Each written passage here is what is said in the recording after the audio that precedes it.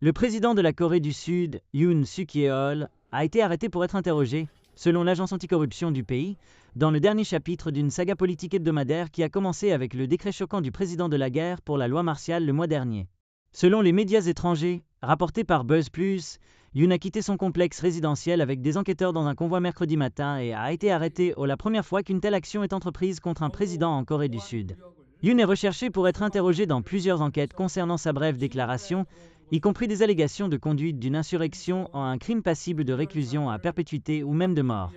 Le président a été dans sa résidence fortifiée pendant des semaines, entouré par son équipe du service de sécurité présidentielle, évitant l'arrestation tout en faisant face à plusieurs enquêtes et à un procès en destitution.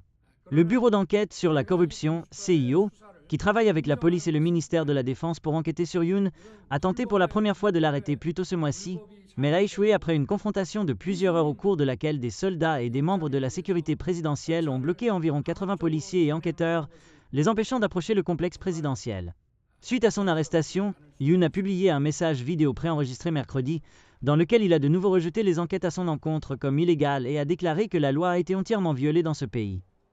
En tant que président qui doit protéger la Constitution et le système juridique de la République de Corée, la réponse à ces procédures illégales et invalides n'est pas une reconnaissance de celles-ci, mais dans l'espoir de prévenir un bain de sang, a-t-il déclaré.